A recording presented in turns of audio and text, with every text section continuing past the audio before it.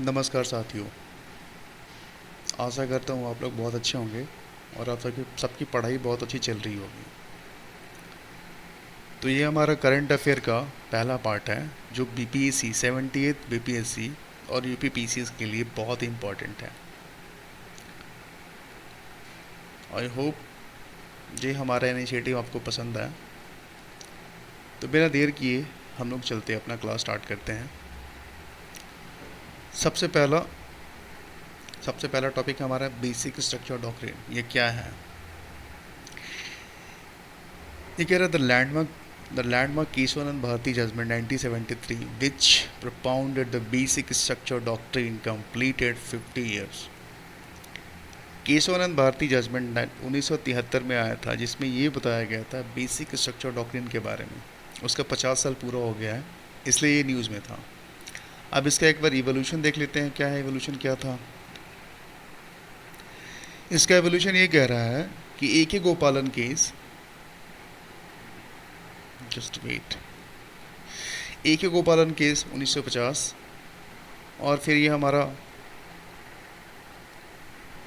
शंकरी प्रसाद case 1951 और Sajjan Singh 1965 case. ये तीनों केस में ये बताया गया कि पार्लियामेंट के पास अमेंडिंग पावर है, वो कॉन्स्टिट्यूशन के किसी भी पार्ट को अमेंड कर सकता है, इंक्लूडिंग फंडामेंटल राइट। ओके, उसके साथ ही साथ फिर एक केस आया गोलकनाथ केस 1967 में। उसमें ये बताया गया, just wait,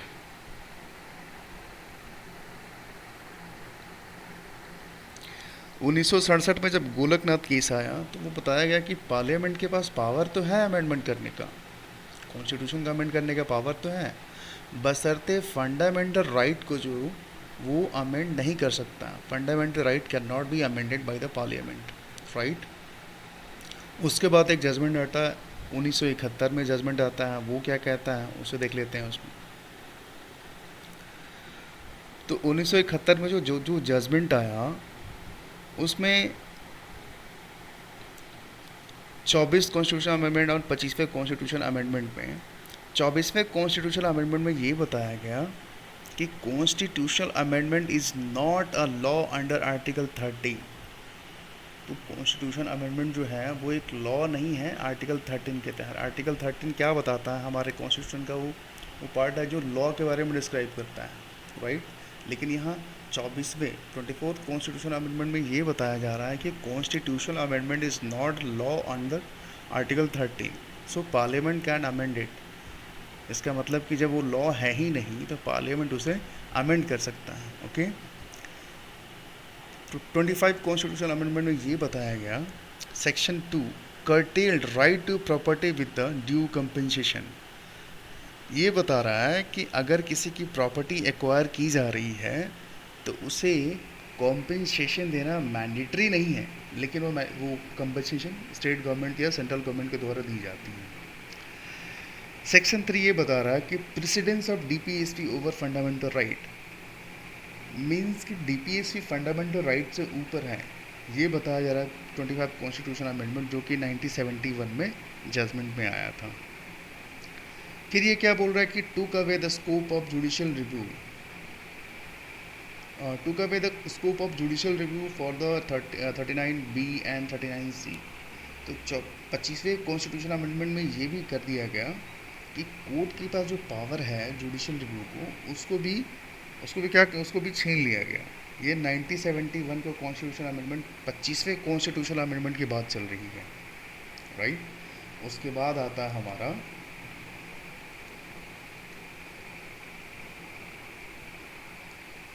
1973 Keshavananda Bharati case. उसके बाद आता है हमारा 1973 केशवानंद भारती केस, जिसमें ये बताया गया about the constitution amendment, about the Kesavananda Bharati case 1973।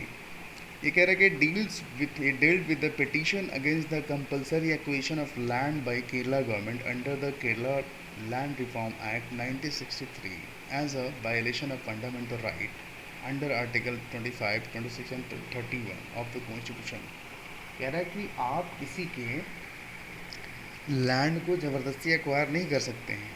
अगर आप एक्वायर करते हैं तो फंडामेंटल राइट का वायलेशन हो रहा है, जो आर्टिकल 25, 26 और 31 के तहत आता है। The case were heard by largest ever bench, that is 13 judges bench, means कि अब तक की पूरी हिस्ट्री में सबसे बड़ी बेंच, जो कि 13 जजेस का बेंच बना था, जो कि केशवानंद भारती जजमेंट में आया था, राइट। मतलब अब तक का सबसे बड़ा लार्जेस्ट बेंच यही है, 13 जजेस बेंच। अब इसका आउटकम क्या आया वो एक बार देख लेते हैं।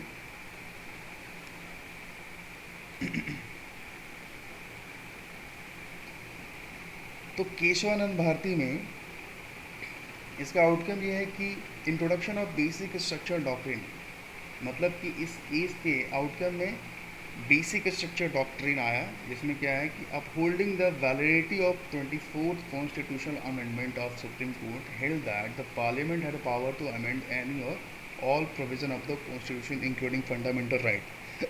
मतलब कि केशवानंद भारती में 24th कॉन्स्टिट्यूशनल अमेंडमेंट को अपहेल्ड किया, साथ ही पार्लियामेंट के पास अमेंडिंग पावर है, वो किसी भी पार्ट को, कॉन्स्टिट्यूशन के किसी भी पार्ट को अमेंड कर सकता है, इंक्लूडिंग फंडामेंटल राइट। ओके, बशर्ते such amendment should not alter, damage or destroy the essential feature of the basic structure of the constitution. मतलब कि कॉन्स्टिट्यूशन की आप मूल धारणा को चेंज नहीं कर सकते हैं, आप तोड़ मरोड़ नहीं कर सकते हैं, आप उसको अल्टर नहीं कर सकते हैं।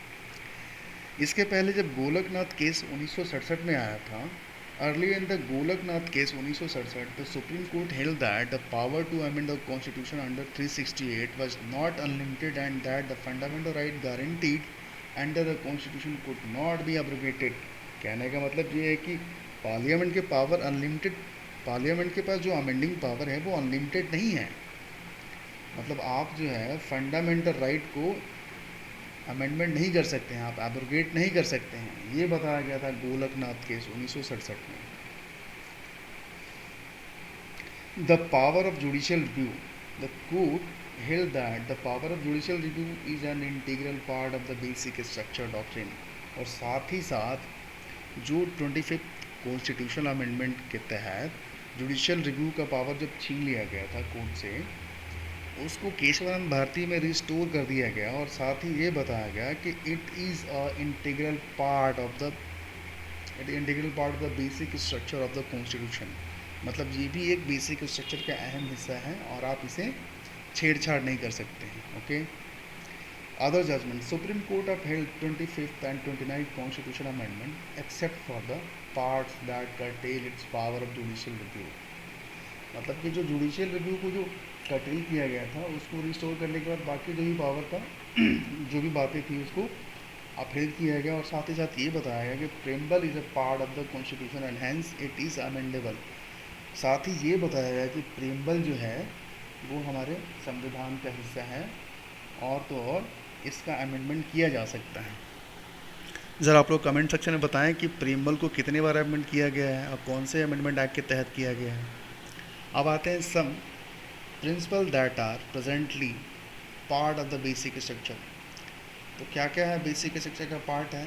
पहला, sovereignty of India, essential feature of the individual freedom, secure to the citizens, mandate to build a welfare state बनाना, सुप्रीमेसी ऑफ द कॉन्स्टिट्यूशन, मतलब सुप्रीम कॉन्स्टिट्यूशन हमारा सुप्रीम होना चाहिए, इसके ऊपर कोई लॉ नहीं होना चाहिए, republic and democratic form of government, secular and federal character of the constitution, separation of power. ज़रा कमेंट सेक्शन में ये बता दें ये कौन से आर्टिकल के तहत सेपरेशन ऑफ पावर आता है। Separation of power between the legislature, executive and judiciary, unity and integrity of the nation, power of the judicial review, harmony and balance between the fundamental right and deputy. मतलब ये हमारा कुछ कुछ principal है जो कि बेसिक स्ट्रक्चर के तहत आता है। ओके, अब आगे आते हैं about the basic structure doctrine. ये कहना चाह रहा है कि it hold that the certain fundamental feature of the constitution can not be amended और एब्रोगेटेड बाय द पार्लियामेंट। मतलब बेसिक स्ट्रक्चर डॉक्ट्रिन का मतलब ये है ना कि कुछ ऐसे मूल धारणा हैं जो कि पार्लियामेंट अपने अमेंडिंग पावर के तहत इसको अमेंड नहीं कर सकती, इसको चेंज नहीं कर सकती, एब्रोगेट नहीं कर सकती, राइट। अब आगे देखते हैं क्या है। There is no mention in term basic structure anywhere in the constitution. मतलब ये जो कॉन्स्टिट्यूशन है इसमें बेसिक स्ट्रक्चर कहीं भी मेंशन नहीं है। इसका सिग्निफिकेंस देख लेते हैं क्या है। सिग्निफिकेंस ऑफ द डॉक्ट्रिन, ये कह रहे check on the power of parliament, मतलब पार्लियामेंट के पास जो पावर है उसके ऊपर चेक चेक लगाता है अमेंडिंग पावर को। Ensure that the constitution remain a living document, ये भी बताता है कि समय के साथ हमारे कॉन्स्टिट्यूशन की जो ज़रूरतें हैं, जो उसमें समय के साथ जो अमेंडमेंट होना चाहिए वो वो होते रहता है विद टाइम। इसी कारण से हमारा कॉन्स्टिट्यूशन क्या है, वो लिविंग डॉक्यूमेंट कहा जाता है, ये रिजिड नहीं है। Okay, that the responsive to changing time while the preserving of fundamental value and principle, laid down the several principle that have become the bedrock of the constitution।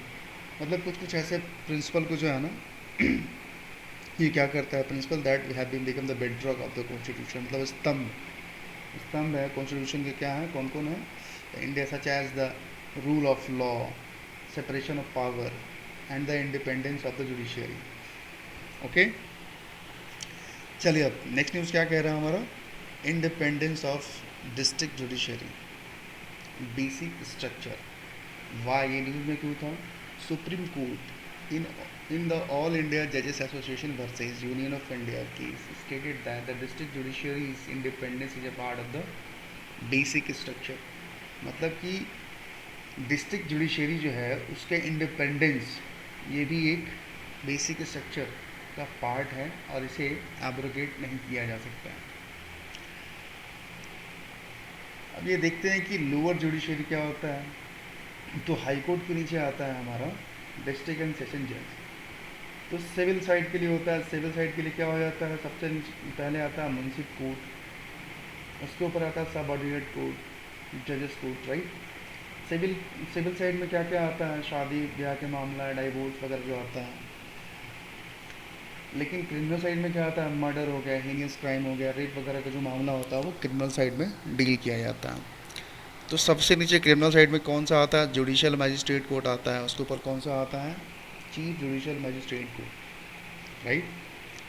अब और देखते हैं more in news. It also highlighted other principle, जैसे कि integration in terms of pay, pension and other service condition. मतलब integration होना चाहिए इन सब मुद्दों पे, उनकी पेमेंट, उनकी पेंशन, उनकी सर्विस कंडीशन को लेकर के between the district judiciary and high court and supreme court. Separation of power, officer of the judiciary should be treated separately from the staff of legislative and executive branch. ये भी बताया जा रहा है कि सेपरेशन ऑफ पावर होना चाहिए, right. और तो और जो जुडिशरी के जो स्टाफ होंगे उनको भी क्या बोल रहा, officer of the judiciary should be treated separately, मतलब इनको सेपरेटली ट्रीट किया जाना चाहिए। ये बता रहा है unified judiciary service condition of the जजेस for the similar post are equivalent across the state.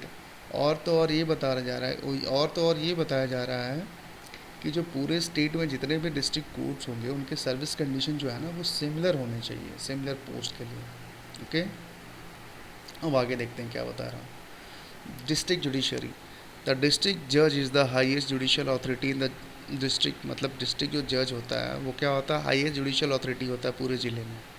Organisational structure, jurisdiction and nomenclature of the subordinate judiciary are laid down by the state। मतलब कि वो उनका ऑर्गेनाइजेशन स्ट्रक्चर कैसा होगा, उनका जुडिशिक्शन कहाँ तक उनका दायरा होगा, उनका नोमेनक्लेचर क्या होगा, ये सारा कौन ये तय करता है, स्टेट गवर्नमेंट तय करता है। Hence they differ slightly from state to state. इसी कारण से क्या होता है कि बहुत सारे स्टेट्स में वेरिएशन देखने को मिलता है। Broadly 3 tiers below the high court. अब देखते हैं कि उनका appointment posting and promotion of the district जजेस are made by the governor of the state in the consultation with the high court. मतलब कि उनकी अपॉइंटमेंट कैसी होगी, उनकी पोस्टिंग, उनका प्रमोशन का जो भी है ना डिस्ट्रिक्ट जजेस का, वो गवर्नर करते हैं, वो हाई कोर्ट के कंसल्टेशन के साथ साथ, राइट। अब आगे चलते हैं। हमारा तीसरा न्यूज़ क्या है, एब्रोगेशन ऑफ आर्टिकल 370। हम सभी को पता है कि आर्टिकल 370 जम्मू कश्मीर से रिलेटेड है। इसको देख लेते हैं क्या कहना चाह रहा है। तो constitution bench of the supreme court recently upheld the validity of union government 2019 decision repeal the special status. मतलब जम्मू कश्मीर को जो स्पेशल स्टेटस मिल रखा था आर्टिकल 370 के तहत, उसके बारे में बात कर रहा हूँ। Under the article 370 the constitution, ये कह रहे कि न्यूज़ में क्यों था। 5 जुलाई 2019 the president of India promulgated the an order constitution application of Jammu Kashmir order 2019। मतलब कि प्रेसिडेंट ऑर्डर के तहत जो उसको स्पेशल स्टेटस दिया गया था जम्मू कश्मीर को आर्टिकल 370 के तहत, वो एक टेम्प्रोरी प्रोविज़न था, क्योंकि वो जब लाया गया था वो भी प्रेसिडेंट ऑर्डर के तहत ही लाया गया था, और इसको ख़त्म किया गया था वो भी प्रेसिडेंट ऑर्डर के तहत ही ख़त्म किया गया है, क्योंकि ये एक टेम्प्रेरी प्रोविज़न था। Okay, which stated that the provision of Indian constitution applicable in the state. उसके बाद साथ ही साथ पहले क्या था कि आर्टिकल 370 के तहत जब स्पेशल स्टेटस था जम्मू कश्मीर को, तो बहुत सारे जो लॉज थे वो जम्मू कश्मीर में एप्लीकेबल नहीं होते थे। लेकिन जैसे ही उस आर्टिकल 370 को हटाया गया, जैसे ही आर्टिकल 370 को हटाया गया, तो इंडिया के जितने भी लॉज हैं जो नॉर्मल स्टेट में लागू होते हैं वो यहाँ पे लागू होना शुरू हो गए। Okay, the parliament also enacted Jammu and Kashmir Reorganization Act 2019 which bifurcated the state into 2 union territory। और तो और आर्टिकल 370 हटाने के बाद पार्लियामेंट ने जम्मू कश्मीर को जम्मू कश्मीर रीऑर्गेनाइजेशन एक्ट के तहत स्टेट को 2 यूनियन टेरिटरी में डिवाइड कर दिया। Okay, the petitioner had challenge the constitutionality of this action of the union. तो पिटिशनर ने चैलेंज किया कि क्या ये संवैधानिक है या नहीं है। तो उसके बारे में देखिए जजमेंट ने क्या बोला। Upholding the presidential proclamation of August 2019 the supreme court held that the J&K did not retain any element of sovereignty. मतलब क्या है कि वो सॉवरेनिटी को अफेक्ट कर रहा था। ठीक है, after it acceded to India in 1947। मतलब कि जब आप इंडिया के साथ जुड़ गए हो तो ऑब्वियसली बात है कि आप इंडिया के पार्ट हो गए हो, राइट। इंडिया के पार्ट होने का मतलब ये है कि इंडिया के जो नॉर्मल लॉज वगैरह होते हैं जो सारे स्टेट्स पे लागू होते हैं तो J&K में भी लागू होना चाहिए। लेकिन आर्टिकल 370 के तहत जो है उन्हें एक स्पेशल स्टेटस दिया गया था जो उनको इम्यूनिटी प्रदान करती थी कि बहुत सारे लॉज वहाँ पे एप्लीकेबल नहीं होते थे। तो कोर्ट ने यही कहा कि वो एक सॉवरेनिटी को, अपने इंडिया के सॉवरेनिटी को अफेक्ट कर रहे थे, क्योंकि एक ही देश में 2 तरह के नियम कानून, ऑब्वियसली बात है ये सॉवरेनिटी को अफेक्ट करेगा। The supreme court held that article 370 is temporary transitional provision. Okay, क्योंकि ये टेम्प्रोरी था। अब आगे देखते हैं। The court held that UT can be carve out of a state. Court ने ये भी कहा कि यूटी जो है यूनियन टेरिटरी स्टेट से काट करके बनाया जा सकता है। मतलब स्टेट का कुछ हिस्सा काट करके आप यूनियन टेरिटरी बनाया जा सकता है। द पार्लियामेंट में by law form a new state by separation of territory from any state और बाई यूनाइटिंग 2 और मोर स्टेट। मतलब साफ साफ ये कह रहा ना कि पार्लियामेंट के पास पावर होती है कि किसी भी स्टेट्स का हिस्सा जो है वो कट करके यूनियन टेरिटरी बना सकता है, स्टेट्स की बाउंड्री चेंज कर सकती है, स्टेट्स का नेम चेंज कर सकता है। ये पार्लियामेंट के पास पावर होता है। या फिर 2 स्टेट को एक में मर्ज कर सकता है। ये सारा पावर होता है हमारे पार्लियामेंट के पास। According to explanation article 123 the word state as use in article 3 sub clause A include union of territory. मतलब स्टेट का मतलब क्या कह रहा है कि यूनियन ऑफ टेरिटरी, मतलब इंडिया का जो भी भूभाग वाला हिस्सा है ना वो पूरा का पूरा ये हमारा यूनियन टेरिटरी में आता है। ठीक है, अब आगे आते हैं। Relying on the judgment of SR Bommai case. SR Bommai case के तहत सुप्रीम कोर्ट ने ये क्या बोला। Action of the president during the state emergency were open to judicial scrutiny. मतलब कि एसआर बोमई केस के तहत कोर्ट ने ये बताया कि प्रेसिडेंट का जो ऑर्डर है वो जुडिशियल स्क्रूटनी का हिस्सा है। मतलब उस पर कोर्ट ये देख सकती है कि ये जो एक्शन लिया गया है वो कॉन्स्टिट्यूशनल है और नॉट। अब आगे देखते हैं क्या बता रहा है आर्टिकल 370। ये क्या होता है कि हिस्टोरिकल, देखिए क्या है कि instrument of accession. In October 1947 Maharaja Hari Singh, the last ruler of JNK, signed the instrument of accession through which he agreed to accede his state to the dominion of India. मतलब ये कह रहा है कि अक्टूबर 1947 में महाराजा हरि सिंह, मतलब आगे जम्मू कश्मीर के महाराजा थे हरि सिंह, जो कि इंडिया के साथ इंस्ट्रूमेंट ऑफ एक्सेशन साइन करते हैं। और वो ये कहते हैं कि आज से, मतलब अक्टूबर 1947 से जम्मू कश्मीर जो है इंडिया का डोमिनियन होगा। Temporary provision of JNK under the constitution article 370 was placed in the part 21 title temporary and transitional provision. मतलब कि जब उसको डोमिनियन ऑफ इंडिया के तहत उसे एक्सेप्ट किया गया, उसके साथ ही साथ उसी समय आर्टिकल 370 को हमारे कॉन्स्टिट्यूशन के अंदर इंसर्ट किया गया, जो कि पार्ट 21 के तहत आता है। क्या था? एक टेम्प्रोरी प्रोविज़न था, मतलब उस समय की मांग के अनुसार इसे इंसर्ट किया गया था। आर्टिकल 370 ये कहता है, except for the defence, foreign affair, finance and communication, parliament needed the state government concurrent for applying all over the laws.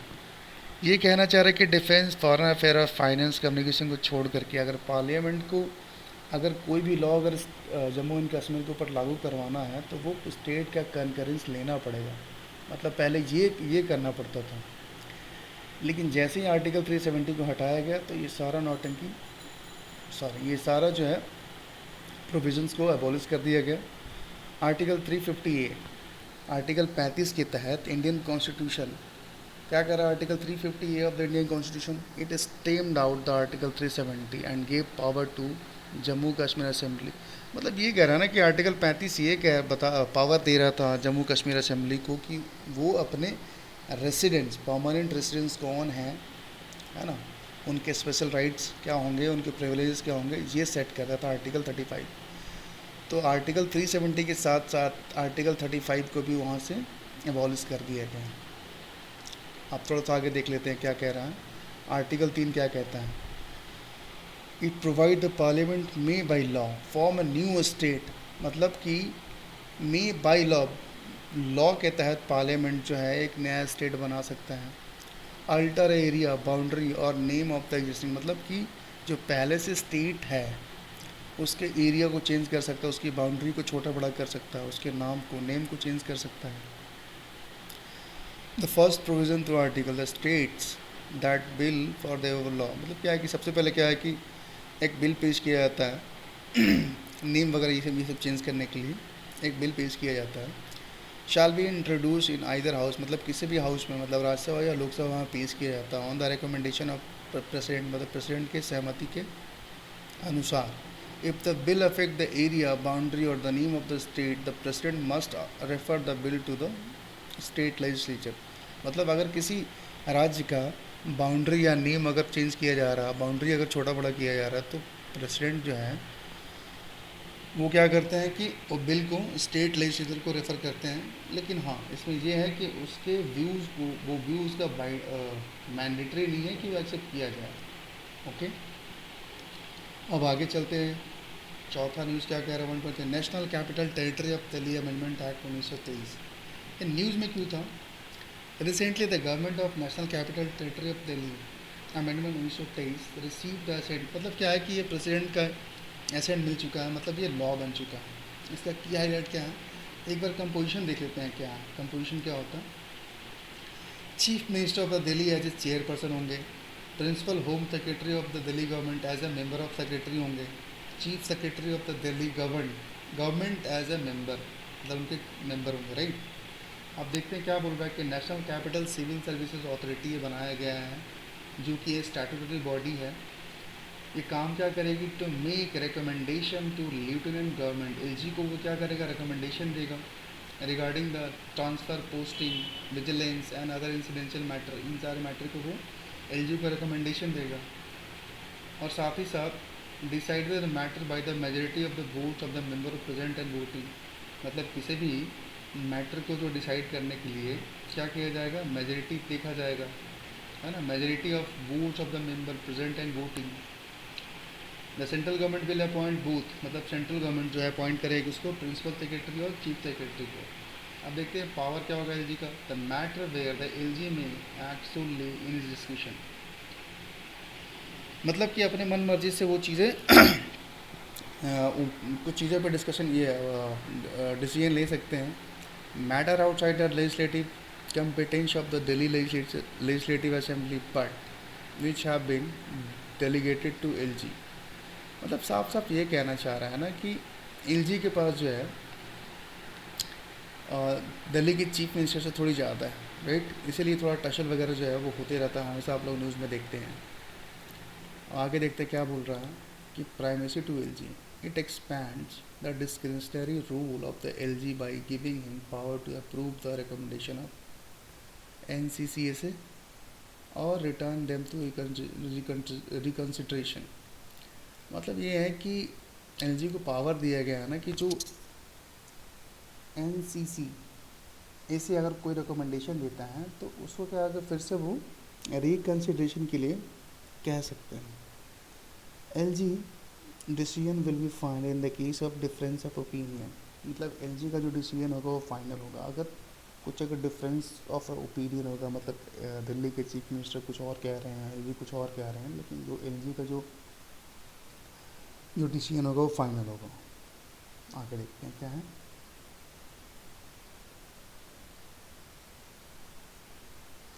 Disposal of matter by minister, a certain matter must be submitted to LG by the minister of Delhi government। मतलब कुछ मतलब क्या है कि कुछ चीज़ें जो है ना एलजी को मतलब बतानी पड़ेगी उनके दिल्ली गवर्नमेंट के मिनिस्टर्स को through the chief minister and chief secretary, मतलब चीफ मिनिस्टर और चीफ सेक्रेटरी के तहत for his or opinion prior to the issue of any order. अब आगे आते हैं the governance model of Delhi NCT. ये क्या कह रहा है, the classification as a union territory under the state reorganisation act 1956 Delhi was classified as the UT govern under the article 239 of the constitution. मतलब ये कह रहा है ना कि स्टेट रीऑर्गेनाइजेशन एक्ट के तहत दिल्ली को जो है ना एक यूटी बना दिया गया था आर्टिकल 239 के तहत। It states that UTs are directly govern by the, मतलब यूटी जो है ना वो प्रेसिडेंट के तहत वो गवर्न किया जाता है, प्रेसिडेंट और एन एडमिनिस्ट्रेटर या फिर एडमिनिस्ट्रेटर वहाँ अपॉइंट किया जाता है प्रेसिडेंट के तहत। अब आगे आते देखते हैं कि स्पेशल स्टेटस, एक बार देख लेते हैं ये क्या बोल रहा है कि एवोल्यूशन ऑफ एडमिनिस्ट्रेशन। देखते हैं कि 1951 में Delhi made a part of C state, Delhi को जो पार्ट सी स्टेट के रूप में बनाया गया था। 1952 में ये कह रहा है कि legislative assembly was created with the elected chief minister, मतलब वहाँ एक लेजिस्लेटिव असेंबली बनाया गया जो कि एक चीफ मिनिस्टर होगा जो इलेक्टेड होगा। फिर 1956 में ये बताया गया under the state reorganisation act Delhi become the UT. 1956 के दिल्ली क्या बन गया, स्टेट रीऑर्गेनाइजेशन एक्ट के तहत वो यूटी बन गया, यूनियन टेरिटरी। अब 1966 1966 Delhi administration act provided for the limited representative government of in Delhi. अब ये कह रहा है 69 constitution amendment act and the GNCTD act 1991 ये पास किया गया 1991 में। फिर 2021 में GNCTD अमेंडमेंट एक्ट आया जो अभी जिसके बारे में डिस्कस कर रहे हैं हम लोग। अब ये स्पेशल स्टेटस क्या है, following the recommendation of S Balakrishnan committee 69 constitution amendment 1991 conferred the special status on Delhi and designated as the national capital territory। मतलब एस बालाकृष्णन कमेटी के तहत 69 कॉन्स्टिट्यूशन अमेंडमेंट 1991 में आया, 1991 में आया, क्योंकि दिल्ली को एक स्पेशल स्टेटस दिया और उसे and designated it as a national capital territory of Delhi. फिर ये क्या कह रहा है कि इट एडेड द आर्टिकल, उसके बाद फिर आर्टिकल 239 AA ऐड किया गया कॉन्स्टिट्यूशन में and made Delhi UT with legislature. मतलब आर्टिकल 239 AA के तहत दिल्ली को जो है स्पेशल सॉरी दिल्ली को एज ए यूटी बना दिया गया और साथ ही साथ वहाँ एक लेजिस्लेचर बना दिया गया एंड काउंसिल ऑफ मिनिस्टर वो बनाया गया। ज़रा कमेंट सेक्शन में बताएं कि कौन कौन से यूटी के पास अपना लेजिस्लेचर है और काउंसिल है। Lieutenant government LG is designated as administrator of Delhi, मतलब एलजी को जो है ना एडमिनिस्ट्रेटर बनाया गया है, मतलब दिल्ली का एडमिनिस्ट्रेटर अपॉइंट किया गया है। Operating with the aid and advice of council minister of Delhi, मतलब एलजी जो है ना एड एंड एडवाइस के ऊपर काम करते हैं दिल्ली गवर्नमेंट के काउंसिल ऑफ मिनिस्टर के द्वारा, राइट। हम आगे देखते हैं क्या कह रहा है कि power of the Delhi legislature, Delhi legislative assembly has a power to legislate over subject in the state list और कंकरेंट लिस्ट, मतलब दिल्ली जो लेजिस्लेचर है वो स्टेट लिस्ट और तो और कंकरेंट लिस्ट के अंदर जो भी पॉइंट्स हैं उनके ऊपर वो कानून बना सकता है, except for the police public और लैंड को छोड़ करके बाकी सारे पॉइंट्स को लॉ बना सकता है।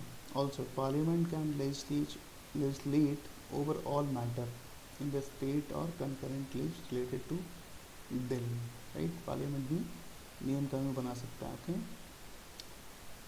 अब आते हैं GNCT एक्ट क्या बोल रहा है, government of national capital territory of Delhi act 19 down the framework of function of Delhi, मतलब वो कैसे कैसे उसका असेंबली कैसे काम करेगा दिल्ली गवर्नमेंट को, उसके बारे में बता रहा है।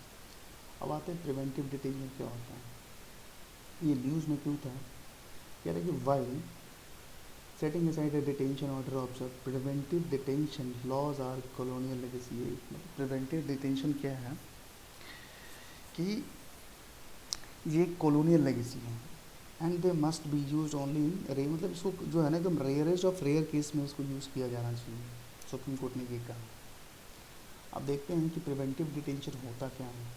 तो प्रिवेंटिव डिटेंशन का मतलब है कि detention of a person without trial and conviction by a court, मतलब बिना किसी ट्रायल और कन्विक्शन का तो किसी भी इंसान का डिटेंशन किया जा सकता है on a mere reasonable apprehension of him doing in activity dangerous to public order, मतलब शक के बिना पे जो है ना किसी को मतलब डिटेन कर लेना, वो क्या क्या क्या कहलाता है, प्रिवेंटिव डिटेंशन है। It purpose to prevent the person from committing an offence, क्या है कि इसका पर्पस क्या है कि किसी भी इंसान को जो है ना ऑफेंस करने से पहले उसे रोकना in a near future. The protection against the protection against the arrest or detention under Article 22 subclause 1 and under Article 22 subclause 2 is not available to a person arrested or detained under the preventive detention law। मतलब ये कह रहा है कि protection जो है preventive detention के against जो प्रोटेक्शन दिया गया है वो आर्टिकल 22 सब क्लॉज 1 और आर्टिकल 22 सब क्लॉज 2 के तहत जो अरेस्ट होंगे उनको नहीं मिलता है, राइट। आगे देखेंगे ये आर्टिकल को डिटेल में क्या है। अरेस्ट और detain under the preventive detention law article 22 sub clause 3। अब ये कह रहा है कि पार्लियामेंट हैज़ एक्सक्लूसिव अथॉरिटी, मतलब पार्लियामेंट के पास जो है एक्सक्लूसिव अथॉरिटी है to make law of preventive detention for reason connected with the defence foreign affair, मतलब पार्लियामेंट जो है लॉ बना सकती है प्रिवेंटिव डिटेंशन के ऊपर जो कि उसे लगता है कि डिफेंस इंडियन कंट्री के डिफेंस के ऊपर foreign affair and security of India को हार्म करता है अगर कर रहा हो तो, okay. Both the parliament as well as the state legislature can concurrently make, मतलब पार्लियामेंट और साथ ही साथ स्टेट लेजिस्लेचर भी बना सकता है लॉ प्रिवेंटिव डिटेंशन के ऊपर। अब आगे देखते हैं कि इसका कॉन्स्टिट्यूशन प्रोविज़न क्या कहता है प्रिवेंटिव डिटेंशन। आर्टिकल 22 सब क्लॉज 1 ये कहता है कि no person can be detain in custody without being inform of ground of arrest, मतलब ऐसा है ना कि किसी भी पर्सन को अरेस्ट नहीं किया जा सकता बिना बताए कि आपका गुनाह क्या है, आपको किस बिना पे आपको अरेस्ट किया जा रहा है, okay. Not shall be denied right to consult और बी डिफेंडेड बाई, और तो और उसे लीगल प्रैक्टिशनर से कंसल्ट करने से रोका नहीं जा सकता। आर्टिकल 22 सब क्लॉज 2 ये कह रहा है कि every person who is arrested detain in custody shall be produced before the magistrate, मतलब ये कह रहा है कि आर्टिकल 22 सब क्लॉज 2 के तहत अगर कोई इंसान को पकड़ा जाता है डिटेन किया जाता है तो 24 घंटे के अंदर उसे मजिस्ट्रेट के पास हाजिर करना चाहिए, मतलब उसके सामने अवेलेबल करवाना पड़ेगा, राइट।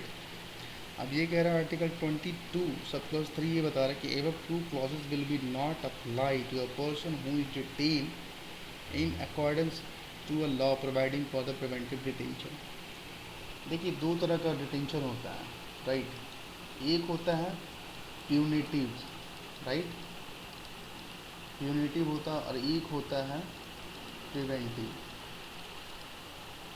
प्यूनिटिव का मतलब कि आपने कोई क्राइम किया है, राइट, और उस क्राइम के तहत आपको अरेस्ट किया जा रहा है, ये हो गया प्यूनिटिव डिटेंशन। लेकिन प्रिवेंटिव क्या है कि आपने कोई क्राइम नहीं किया है, लेकिन शक के बिना पे कि आप इन फ्यूचर कोई क्राइम कर सकते हो, है ना, वो होता है प्रिवेंटिव डिटेंशन। मतलब आपने कोई क्राइम नहीं किया, लेकिन पुलिस को शक है कि आप इन फ्यूचर कुछ ऐसा क्राइम करने वाले हो, इसलिए पहले आपको डिटेन कर दिया गया है, ये कहलाता है प्रिवेंटिव डिटेंशन, राइट। अब ये कह रहा है कि आर्टिकल 22 सब क्लॉज 4 ये कह रहा है कि no person can be detain for more than an period of 3 month. मतलब है कि 3 महीने से ज़्यादा किसी को डिटेन नहीं किया सकता unless an advisory board confirm that there is sufficient cause. Advisory board अगर कहता है कि नहीं 3 महीने से ज़्यादा डिटेंशन हो सकता है, तो वो समय सीमा बढ़ाई जा सकती है, 3 महीने से ज़्यादा भी हो सकती है, राइट। आर्टिकल 22 सब क्लॉज ये कह रहा है कि person can be preventively detain for more than 3 months without opinion of an advisory board. कह रहा है कि प्रिवेंटिव डिटेंशन के तहत अगर किसी इंसान को पकड़ा गया तो वो 3 महीने से ज़्यादा के लिए डिटेन किया जा सकता है, अगर पार्लियामेंट कोई अगर लॉ बनाता है तो। Maximum period of such detention या फिर सर्कमस्टांसेस, क्लासेस ऑफ प्रपोर्शन और क्लासेस, ये सब आप देख लीजिए, राइट। अब ये कह रहा है कुछ जुडिशियल प्रोनाउंसमेंट है प्रिवेंटिव डिटेंशन को लेकर के। ये कह रहा है कि A K Gopalan versus state of Madras 1950। Court ये कह रहा है the court gave a green flag to the preventive detention. मतलब कोर्ट ने इसको जो है ग्रीन फ्लैग दिया था। दूसरा जजमेंट क्या कह रहा है कि Shibban Lal versus state of Uttar Pradesh 1954। Supreme court stated that the court room is not competent to inquire into reality और in any case of the fact which is referenced as the ground of detention. मतलब court के पास उतना ये नहीं होता है कि आपको वो ट्रूली उसको चेक कर पाए कि हाँ ये जो डिटेंशन हुआ है वो लीगल है या इलीगल है। मतलब उसके ऊपर उतना ये नहीं किया जा सकता। ये देखते हैं Shambhunath Shankar versus state of West Bengal. ये कह रहा है कि court held that sometime the state must take such extreme steps to maintain the security of the state. मतलब क्या है कि इसको जो है ना कभी कभी यूज़ किया जा सकता है वो security of state in security of state या सिक्योरिटी ऑफ कंट्री को लेकर के, राइट, सिक्योरिटी को ध्यान में रखते हुए। अब आते हैं हमारा दूसरा न्यूज़ क्या है, पर्सनालिटी राइट। ये क्या है तो न्यूज़ में कुछ था, हाल ही में दिल्ली हाई कोर्ट जो है फेमस बॉलीवुड एक्टर्स के पर्सनालिटी को जो है ना, राइट, क्या बोल रहे हैं कि recently Delhi High Court granted the protection to a famous Bollywood actor personality right from misuse of third party. मतलब किसी थर्ड पार्टी को जो है ना, फेमस बॉलीवुड एक्टर का जो है, मतलब साफ साफ ये कहना चाह रहा है कि आप किसी के पर्सनालिटी को जो है ना आप ये नहीं कर सकते हो, टार्निश नहीं कर सकते हो। तो हाल ही में क्या हुआ था, एक केस हुआ था कि बॉलीवुड एक्टर का जो है ना आवाज़ या फिर साइन या फिर पिक्चर को लेकर के वो मॉफ करके लोग यूज़ करते थे। तो दिल्ली गवर्नमेंट ने उसको क्या किया है, पर्सनालिटी राइट्स को मिसयूज़ करने से रोका है। मतलब ये रूल्स बनाया है, प्रोनाउंसमेंट दिया, राइट। अब देखिए इसमें क्या है अबाउट पर्सनालिटी राइट, क्या कह रहा है, personality right refers to the right of a person to protect his personality under right to privacy. मतलब राइट टू प्राइवेसी के तहत ही आता है पर्सनालिटी राइट, और प्रॉपर्टी के तहत इट इंक्लूड नेम, किसी का नाम, आवाज़, सिग्नेचर और उसकी फ़ोटो और any other feature is easily identify as marker of personality. ये क्या है, ये पर्सनालिटी का मार्कर हो सकता है, ओके। अब आगे आते हैं, क्या कह रहे हैं, personality right in India. Personality rights और their protection are not expressive. मतलब क्या है कि इसके लिए कोई ऐसा कोई लॉ नहीं बनाया गया है, right, but are trace to the fall under the right to privacy, लेकिन ये राइट टू प्राइवेसी के तहत आता है and the right to property के तहत आता है। अब आते हैं two component of personality right, क्या क्या है भाई? Right to publicity, right to keep one's image and likeliness from being commercially exploited without permission. मतलब आप किसी के आप किसी के इमेज हो गया या फिर ऊपर जो है ना, ऊपर नेम वॉइस सिग्नेचर, मतलब इन सब चीज़ों को जो है ना बिना बिना परमिशन का आप यूज़ नहीं कर सकते हैं। It is govern by the statute like the trademark act 1919, फिर कॉपीराइट एक्ट 1957 के तहत। अब यह राइट टू प्राइवेसी क्या है? Right to not have one personality represented publicly without permission. मतलब ऐसा है कि आप किसी को बिना परमिशन का आप उसके right to not have once personality, मतलब आप एज ए पर्सनालिटी आप किसी को जो है ना पब्लिकली आप उनको रिप्रेजेंट नहीं कर सकते हैं बिना परमिशन का, right. It is broadly govern under the article 21 of the constitution. ये राइट टू प्राइवेसी जो है आर्टिकल 21 के तहत आता है।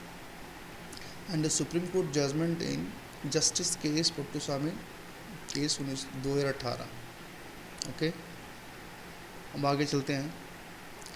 ये भी कह रहा है कि पोस्टमस पर्सनालिटी राइट, मतलब कि मर जाने के उपरांत, है ना, पर्सनालिटी राइट क्या कह रहा है कि emblem and names, prevention of improper use act 1950, protect unauthorise use of few dignitaries name and symbol listed in its schedule. मतलब ऐसा है कि अगर कोई इंसान की डेथ हो गई है, उनके मरने के बाद भी जो है ना उनके आवाज़, फ़ोटो, सिग्नेचर को आप यूज़ नहीं कर सकते हैं। अब आईपीसी क्या है? आईपीसी के तहत क्या क्या कुछ नियम्स कानून है वो भी देख लेते हैं। इफ़ नेगेटिव रेफरेंस और derogatory representation is made to any deceased person reputation और their family, defamation suit can be filed. मतलब ऐसा है कि अगर कोई इंसान की अगर डेथ हो गई है और उसके बावजूद जो है उनका वॉइस, सिग्नेचर या फिर इमेज वगैरह यूज़ किया जा रहा है, ठीक है, तो उसके तहत क्या है, डिफेमेशन सूट फाइल किया जा सकता है इंडियन पीनल कोड के तहत, राइट। अब ये देख रहे हैं क्या है कि personality right under international convention. अब इंटरनेशनल लेवल पे क्या क्या है पर्सनालिटी राइट को लेकर, उसको देखते हैं। There is no explicit international convention और ट्रीटी और protection of publicity right to the date. मतलब ऐसा कोई रूल्स नहीं बनाया गया है पर्सनालिटी राइट को लेकर के। However, certain publicly right can be derived from the following international convention। मतलब रोम कन्वेंशन 1961 के तहत कुछ प्रोटेक्शन दिया गया है, ट्रिप्स एग्रीमेंट के तहत दिया गया है, और veto performance and phonogram treaty, इनके तहत जो है कुछ प्रोटेक्शन दी गई है पर्सनालिटी राइट को लेकर के, ठीक है। आई होप आपको चीज़ें समझ में आ रही होंगी। अब देखते हैं क्या बोल रहे हैं कि constitutional provision related to personality right. अब क्या क्या है देखते हैं। आर्टिकल 21 के तहत ये कह रहा है, it states that no person shall be deprived of his life और personal liberty except according to procedure established by. मतलब आप किसी के लाइफ को जो है ना, मतलब किसी के भी लाइफ को या पर्सनल लिबर्टी को आप अफेक्ट नहीं कर सकते हैं except procedure established by law.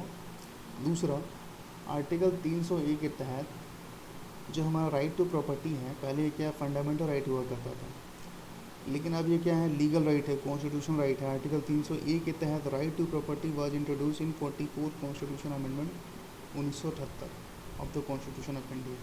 Okay, it states that no person shall be deprived of his her property save by the authority of law. मतलब ऐसा है कि अथॉरिटी जो है ना किसी को मतलब ये नहीं कर सकती, ज़बरदस्ती नहीं कर सकती कि आप प्रॉपर्टी नहीं रख सकते, ये ठीक है। Judicial pronouncement related to personality right. अब ये कह रहे हैं कि Deepa Jayakumar versus L Vijay case 2019 में ये कह रहे मद्रास हाईकोर्ट ने ये कहा and that the personality right cease to exist after the death of the personality and can not be inherited by the legal heir. मतलब ऐसा है कि अगर किसी इंसान का जो है ना ये अगर डेथ हो जाता है तो उनकी पर्सनालिटी राइट को यूज़ नहीं किया जा सकता है, ओके, या फिर उनका जो लीगल हायर है वो यूज़ नहीं कर सकता। Sakshi Malik versus Venkateshwara creation PVT LTD and others case 2001 case, Bombay high court ने ये कहा कि using another image and most specially the private image without consent, ये क्या है, इलीगल है, बिना किसी के मर्जी के बिना, ठीक है। अब आते हैं ये हेट स्पीच क्या होता है, ये बहुत ही इंपॉर्टेंट है, एक बार देखते सो क्या है, ये न्यूज़ में क्यों रहा है। रिसेंटली स्ट्रेस सुप्रीम कोर्ट ने ये कहा कि हेट स्पीच को ख़त्म करने के लिए सभी स्टेक होल्डर को जो है ना साथ आना पड़ेगा लॉन्ग टर्म के लिए, लॉन्ग टर्म सॉल्यूशन के लिए, तभी इनका कुछ सॉल्यूशन हो सकता है। अब ये कह रहे हैं कि हेट स्पीच है क्या, तो हेट स्पीच ऐसा जो है किसी लॉ में डिफाइन नहीं किया गया है, okay. However the hate speech generally refers to incitement to hatred primarily against the group of person, मतलब किसी पर्टिकुलर ग्रुप के अगेंस्ट जो है ना हीन भावना या फिर घृणा या फिर इंसाइटमेंट जो है ना वो एज ए हेट स्पीच में काउंट किया जाता है। Hate speech can be conveyed through any form of expression including image, cartoon, memes, object, gesture and symbol. मतलब ऐसा है कि हेट स्पीच को जो है ना मतलब फॉर्म ऑफ एक्सप्रेशन है ना, इमेज बना करके, कार्टून बना करके या मीम्स बना करके, है ना, ये क्या है, इन सब के तहत आप किसी पर्टिकुलर ग्रुप या किसी पर्टिकुलर इंसान के तहत यूज़ करेंगे तो वो क्या आता है, वो हेट ऑफ स्पीच के अंदर आता है। अब क्या कर रहा है, regulation of hate speech in India, मतलब इंडिया में इसके लिए रेगुलेशन क्या क्या है, कॉन्स्टिट्यूशन प्रोविज़न देख लेते हैं। Hate speech can be cartel under article 19 सब clause 2 on the grounds of public order and incitement of offence and security of state, मतलब पब्लिक ऑर्डर है और सिक्योरिटी ऑफ स्टेट के तहत इनको जो है कर्टेल किया जा सकता है। अब आते हैं भारतीय न्याय संहिता 2023 में इसके लिए क्या प्रावधान है। Section 196(1) penalised promoting enmity between different group, अगर आप किसी डिफरेंट ग्रुप के तहत अगर आप कुछ ऐसा एनमिटी प्रमोट कर रहे हैं, है ना, on the ground of religion, race, caste, place of birth, resident, language, मतलब किसी भी पर्टिकुलर ग्रुप या पर्टिकुलर इंसान के प्रति अगर आप एनमिटी मतलब क्रिएट कर रहे हैं तो वो उनको उसके बदले आपको क्या है, पिनलाइज किया जाएगा। सेक्शन 299 क्या बोल रहा है कि punishment of deliberate and malicious act, मतलब अगर आप कोई आप मैलिशियस एक्ट करते हैं तो उसके तहत भी आपको जो है पनिशमेंट दिया जा सकता है किसी पर्टिकुलर क्लास के अगेंस्ट, राइट, कास्ट के against. Section 353 sub clause 1 sub clause 2 penalise the publication और circulation of any statement, rumour, report causing public mischief, मतलब ऐसा है कि आप अगर किसी ग्रुप के तहत जो है ना कुछ ऐसा स्टेटमेंट या कुछ ऐसा भ्रम फैला देना या फिर कुछ ऐसा रिपोर्ट पब्लिश करा देना, है ना, hated ill will be between classes, मतलब किसी दो समुदाय के बीच में झगड़ा, तनाव ऐसा क्रिएट करवा देना आपके स्टेटमेंट के ऊपर या फिर आपने जो रिपोर्ट जारी किया उसके तहत, ये भी एक तरह का क्या है, इसको पेनलाइज किया जा सकता है, ओके। अब आगे आते हैं रिप्रेजेंटेशन ऑफ पीपल एक्ट 1951, इसके तहत क्या है कि section 8 disqualify a person from contesting an election, अगर कोई इंसान हेट्रेड फैलाते हुए अगर पाया जाता है तो उन्हें डिस्क्वालीफाई किया जा सकता है इलेक्शन कंटेस्ट करने से। If he is convicted for indulging in act amounting to illegitimate use of freedom of speech and expression, मतलब फ्रीडम ऑफ स्पीच और एक्सप्रेशन के तहत आप ऐसा नहीं कर सकते हैं कि किसी दूसरे के प्रति या किसी दूसरे ग्रुप के प्रति आप क्या है हेट्रेड फैलाना, एक तरह का क्या है, ये इलीगल है। अगर आप ऐसा करते हुए पाए जाते हैं कोई भी, तो क्या है ऑटोमेटिकली वो डिस्क्वालीफाई हो जाएंगे इलेक्शन कंटेस्ट करने के लिए। अब आते हैं section 123 sub clause 3A and section 125 prohibit the promotion of enmity on the grounds of religion, race, caste, वही सब कह रहा है कि कम्युनिटी मतलब किसी पर्टिकुलर ग्रुप के लैंग्वेज, खान पान, बोल चाल, भाषा, ये सब को लेकर के अगर एनिमिटी फैलाते हैं, ठीक है, and with the election as a corrupt elector, मतलब भ्रम फैलाते हैं, तो वो एक तरह क्या है पिनलाइज किया जाएगा, okay. Protection of civil right act 1955 क्या कह रहा है कि section 7 penalise the incitement to and encouragement of untouchability, छुआछूत थ्रू वर्ड्स आइदर स्पोकन और रिटन और बाय साइन विजुअल, मतलब ऐसा है कि अगर छुआछूत को भी अगर बढ़ावा दे रहे हैं आप या फिर आपकी कुछ ऐसे एक्टिविटी से अगर ऐसा मतलब ज्ञात हो रहा है कि आप छुआछूत को जो है बढ़ावा दे रहा है तो उसके लिए भी आपको पिनलाइज किया जा सकता है। Religious institution prevention of misuse act 1988। Section 3G prohibit the religious institution और their manager from using religious premise. मतलब ऐसा है कि आप रिलीजियस प्रीमाइज को यूज़ करके भी अगर आप किसी के प्रति हैट्रेड जनरेट कर रहे हैं या किसी पर्टिकुलर ग्रुप या किसी पर्टिकुलर समुदाय के प्रति अगर हैट्रेड जनरेट कर रहे हैं तो वो भी एक तरह का पिनलाइज किया जा सकता है। Judicial pronouncement related to hate speech क्या क्या है? प्रवासी भलाई संगठन वर्सेस यूनियन ऑफ इंडिया 2014 ये कह रहा है कि कोर्ट रिकॉग्नाइज है the negative impact of hate speech. मतलब ऐसा है कि हेट स्पीच का जो है ना बहुत बुरा प्रभाव है, और तो और उस मैटर को जो लॉ कमीशन को जो है भेजा गया ताकि उसके ऊपर इन डेप्थ एनालिसिस किया जाए।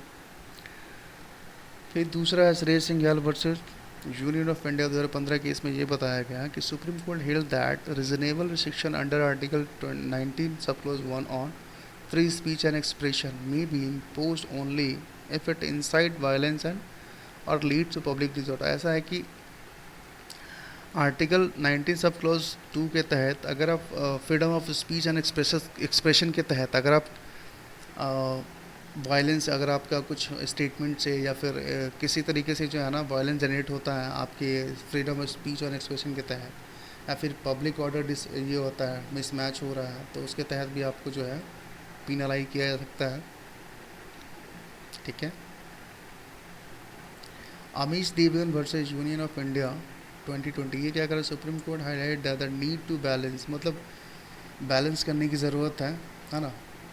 The balance the competing interest of free speech and prevent the spread of hatred and communal disharmony. मतलब ऐसा है कि अगर भाईचारे को डिस्टर्ब किया जाए, अगर कम्युनल डिसहार्मोनी को बढ़ावा दिया जाए, तो वो भी एक तरह क्या है, एक तरह का वो चीज़ें समाज को डीस्टेबलाइज करती है। तो क्या है कि इन चीज़ों के बीच में क्या है, बैलेंस होना बहुत ज़रूरी है। चलिए अब आगे चलते हैं। हमारा नेक्स्ट आर्टिकल क्या बोल रहा? Places of worship act 1991। ये कह रहा कि ये न्यूज़ में क्यों था? Supreme court observe that it can not order the blanket stay of worship. मतलब ऐसा है कि ब्लैंकेट स्टे नहीं लगा सकती किसी भी वर्शिप प्लेसेस के ऊपर, right. About the places of worship special provision act 1991 क्या कह रहा है कि act declare that religious character of places worship shall continue to be. कह रहा है कि अगर जो भी प्लेसेस ऑफ वर्शिप है, अगर आज़ादी से 1900 क्या बोल रहा है कि 15 अगस्त 1947 से पहले जो उसका स्टेटस था, है ना, आज़ादी के बाद भी उसका स्टेटस वैसे ही रहेगा। It says no person shall convert any place of worship of any religious denomination into one on different. मतलब ऐसा है कि किसी भी इंसान के पास अधिकार नहीं है कि वो मतलब किसी पर्टिकुलर वर्शिप प्लेसेस को कन्वर्ट करे किसी दूसरे इसमें कन्वर्ट कर सकता है। ठीक है। It also imposes positive obligation on the state to maintain the religious character of every places of worship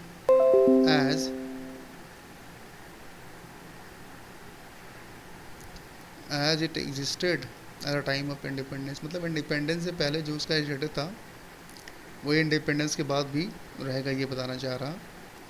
कह रहा कि declare that the all suits appeal और any other proceeding regarding the converting the character of place of worship which is pending before the court authority on August 15 1927 bill appeals. मतलब कह रहे हैं कि जितने भी अपील प्ली वगैरह file की गई है ना बिफोर द कोर्ट, उसको जल्द से उसको निपटा दिया, मतलब सॉल्यूशन कर दिया जाएगा। अब ये कह रहे हैं कि एग्जाम्पशन प्रोवाइडेड, एग्जाम्पशन दिया गया किस किस चीज़ को लेकर? डिस्प्यूट साइट एट अयोध्या को जो है ना इन सब एक्ट से ये एग्जाम्पशन मिला हुआ है। The act also does not apply to, और किस किस पे अप्लाई नहीं होगा? Monument and sites covered by the ancient monument and archaeological sites and remains act 1958। मतलब आर्कियोलॉजिकल साइट के तहत जितने भी वर्शिप एक्ट वगैरह जो है ना प्रिजर्वेशन के लिए हैं उनके ऊपर भी एक्ट अप्लाई नहीं करेगा। Any dispute that has been finally settled और डिस्पोज, मतलब जो डिस्प्यूट सॉल्व हो चुका है उनके ऊपर ये तो लागू नहीं होगा। Any conversion of any such places affected before the such commencement and acquisition. मतलब ये मिला जुला के बात वही कहना चाह रहा है। पेनल्टी सच अगर मतलब ऐसा सेक्शन 6 के तहत ये कह रहा है कि मैक्सिमम 3 साल का इम्प्रिजनमेंट दिया जाएगा, मतलब 3 साल का जेल है और फाइन दिया जाएगा अगर ऐसा कोई करते हुए पकड़ा जाता है किसी पर्टिकुलर वर्शिप प्लेस को किसी डिफरेंट रीजन में कन्वर्ट करते हुए अगर पकड़ा जाता है तो। ठीक है, आप देख रहे हैं अदर इम्पॉर्टेंट न्यूज़ क्या क्या है। 8 शेड्यूल ऑफ द कॉन्स्टिट्यूशन, ये क्या कह रहा है कि उड़ीसा कैबिनेट है, मतलब हाल ही में उड़ीसा गवर्नमेंट ने, उड़ीसा कैबिनेट ने ये कोई लैंग्वेज को जो है ना 8 शेड्यूल में ऐड करने की बात कही है। अब ये कह रहा है कि 8 शेड्यूल होता क्या है, कह रहा है कि it enlist the official language of country and consist of, अभी क्या है कि हमारे 8 शेड्यूल में जो है अभी 22 भाषा है, ठीक है, 22 लैंग्वेजेस अभी फ़िलहाल में है।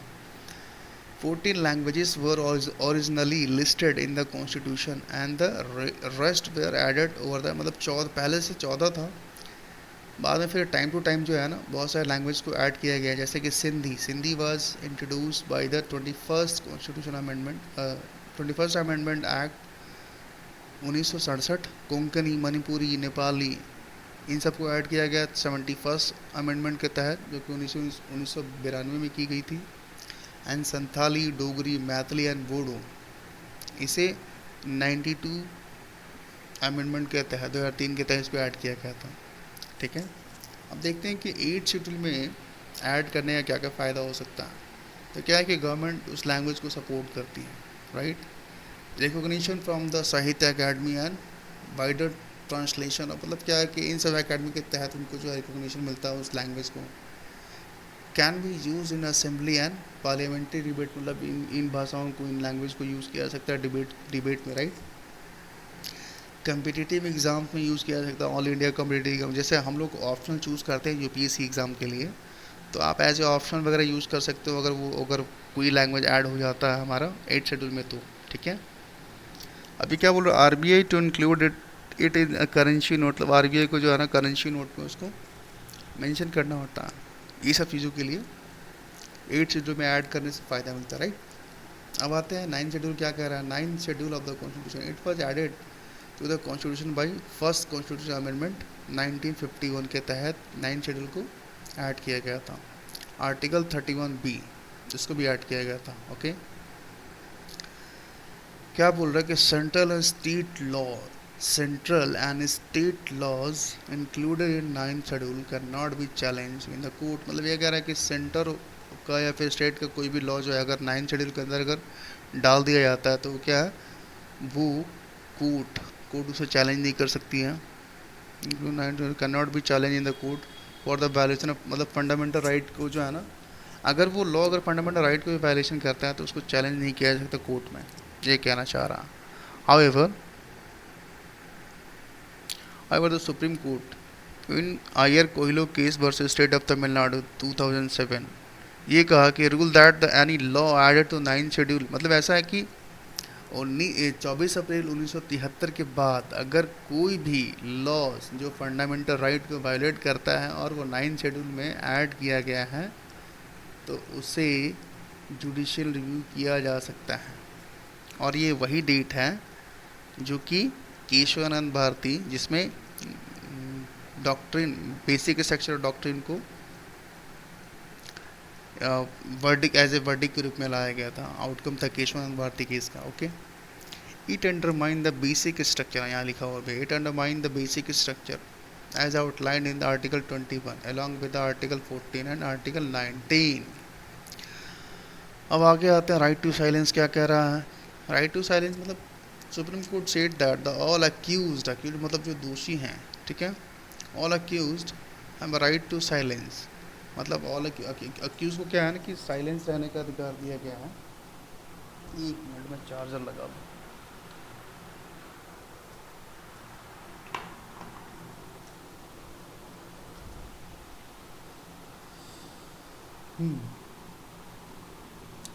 और राइट टू साइलेंस जो है वो आर्टिकल 20 सब क्लॉज 3 का पार्ट है, which states that no one can be compelled, मतलब आप किसी को जो है ना मतलब कंपेल्ड नहीं कर सकते कि आप अपने खिलाफ विटनेस खुद बने।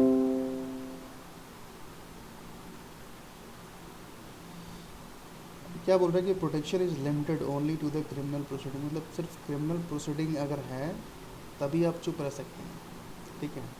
right is not available to a person being integrated under article under custom act 1962 और फॉरेन एक्सचेंज मतलब फीमा एक्ट के तहत अगर आप पकड़े जाते हैं, इन सब एक्ट के तहत अगर आप पकड़े जाते हैं तो ऐसा नहीं कि आप राइट टू साइलेंस यूज़ कर सकते हैं। यहाँ तो आपको बोलना ही पड़ेगा। ये क्या बोल रहा है कि ऑल एक्यूज मतलब जो दोषी ऑलरेडी हैं उनको चुप रहने का अधिकार। अब आते हैं in the Nandini Satpathy versus P L Dani case supreme court stated that compelling a person to answer a question within the limit of the police station में रिजल्ट इन वायलेशन। मतलब ऐसा है कि अगर आप किसी को जो है ना कंपेल कर रहे हैं कि अपने खुद के खिलाफ खुद ही मतलब गवाही दो और ये करो, तो मतलब ये एक तरह का क्या कि उसके फंडामेंटल राइट का वायलेशन है, जो कि आर्टिकल 20 सब क्लॉज 3 के अंदर आता है। अब आगे आते हैं, क्या बोल रहा है कि reservation for local in private sector job. हाल में पंजाब और हरियाणा गवर्नमेंट ने क्या किया है कि 75% तक का रिजर्वेशन दिया है। क्या बोल रहा है कि act provided 75% reservation in local in private sector job, मतलब प्राइवेट सेक्टर जॉब में जो है 75% तक का रिजर्वेशन दे रखा है। Having monthly salary not less than मतलब 30,000 से ज़्यादा, नॉट लेस देन 30,000 मतलब 30,000 तक के जॉब के लिए जो है ना 75% तक का रिजर्वेशन दे रखा है हरियाणा और पंजाब गवर्नमेंट ने। ठीक है, हाई कोर्ट डिक्लेयर्ड मतलब हालांकि हाई कोर्ट ने इसे अनकॉन्स्टिट्यूशनल और संवैधानिक करार दिया है and violative of part 3 fundamental, मतलब ऐसा है कि पार्ट 3 को जो है वायलेट करता है। अब ये कह रहा है कि it also said that the act violate constitutional morality को भी अफेक्ट करता है।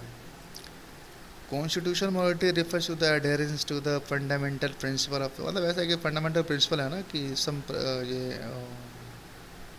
राइट इक्वालिटी का जो है कॉन्सेप्ट है उसको कहीं ना कहीं वो अफेक्ट करता है, और कॉन्स्टिट्यूशनल मॉरलिटी का अफेक्ट करता है, तो ऑब्वियसली बात इसे उस वजह से भी जो है उसको अनकॉन्स्टिट्यूशनल असंवैधानिक इसे करार दिया गया है। It said state can not discriminate against the individual, मतलब ऐसा है कि स्टेट जो है ना किसी भी इंडिविजुअल को ना डिस्क्रिमिनेट नहीं कर सकता on account of the fact that they do not belong to certain state. मतलब अगर ऐसा है कि इंडिविजुअल के प्रति डिस्क्रिमिनेशन इसलिए आप नहीं कर सकते हैं ना कि वो किसी पर्टिकुलर स्टेट का निवासी है या फिर, ठीक। ऐसा केस जो आंध्र प्रदेश ने 2019 में लाया था, सिमिलर एक्ट। ठीक है, अब आते हैं अफर्मेटिव एक्शन क्या है। ये अफर्मेटिव मतलब क्या होता है कि positive action. Affirmative action means positive action discrimination which was introduce in US to counter the historical pattern of प्रू। मतलब ऐसा है कि यूएस में क्या है कि ब्लैक के तहत जो है बहुत ये था डेरोगेटरी वे में देखा जाता था उन्हें, तो उनके लिए क्या है कि एक अफर्मेटिव एक्शन ये किया गया है to counter historical pattern of prejudices against the individual with certain identity, black, Hispanic, ये सब। ऐसा है ना कि मतलब उनके लिए कुछ ऐसा मतलब स्कूल कॉलेजेस में जॉब्स में है ना कुछ परसेंटेज या फिर कुछ ऐसा रिलैक्सेशन दे दिया जाए है ना यूएस गवर्नमेंट के तहत, तो उसे क्या बोलते हैं एक अफर्मेटिव एक्शन। ठीक है, reservation is a system of affirmative action in India. जो रिजर्वेशन हमारे देश में है वो एक तरह क्या है अफर्मेटिव एक्शन है, ये याद रखिएगा। That provide the historically disadvantage group representation in education, है ना पढ़ाई में, एम्प्लॉयमेंट में, गवर्नमेंट स्कीम, स्कॉलरशिप, इन सब चीज़ों में उनको सुविधा दी जाती है। Article 15 clause 4, article 16 clause 4 allow the government to provide for reservation, है ना रिजर्वेशन दिया जाता है ना स्कूल कॉलेजेस में, जॉब्स में। रिजर्वेशन कोटा फिक्स्ड एट 50%, ये इंदिरा साहनी जजमेंट में किया गया था for the OBC SC ST in both employment and education. अब आते हैं रंगनाथ मिश्रा कमीशन, ये क्या है, ये अबाउट रंगनाथ मिश्रा कमीशन। ये क्या बोले, it is officially known as the national commission, मतलब इसे national commission for religious and linguistic minority, है ना। रंगनाथ मिश्रा कमीशन को national commission for religious and linguistic minority के रूप में भी जाना जाता है। It was constituted to look into various issues related to linguistic and religious minority in the country. ठीक है। The report by commission 2007 recommended the scheduled caste status be completely delinqued from the religion and made religion neutral नहीं कैस्टी। मतलब ऐसा ये कहने का मतलब ये कह रहा है कि अगर कोई इंसान अपना धर्म परिवर्तन करता है तो ऐसा नहीं कि वो माइनॉरिटी में काउंट नहीं होगा, काउंट तो किया ही जाएगा। Completely dealing from the religion and the made religion neutral बनाने के लिए बताया गया था रिपोर्ट में। It had recommended permitting dalits who had converted to Islam Christianity to avail schedule का स्टेटस। मतलब ऐसा है कि अगर किसी और धर्म में भी अगर वो चेंज होता है तो ऐसा नहीं कि उसका जो शेड्यूल कास्ट का स्टेटस है उसे हटा लिया जाएगा, ऐसा नहीं होना चाहिए।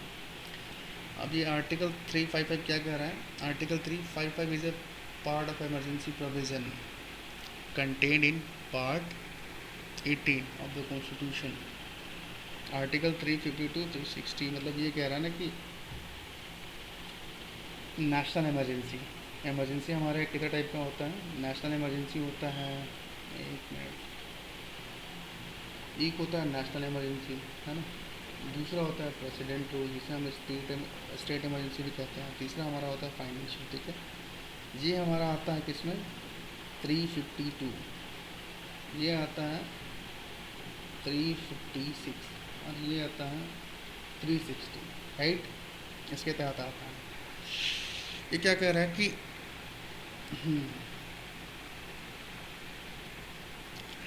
Article 355 says 355 say that it shall be the duty of union to protect every state against the external aggression। मतलब ये यूनियन की ड्यूटी है कि स्टेट्स को बचाया जाए एक्सटर्नल एग्रेशन से एंड इंटरनल डिस्टर्बेंस से भी, राइट।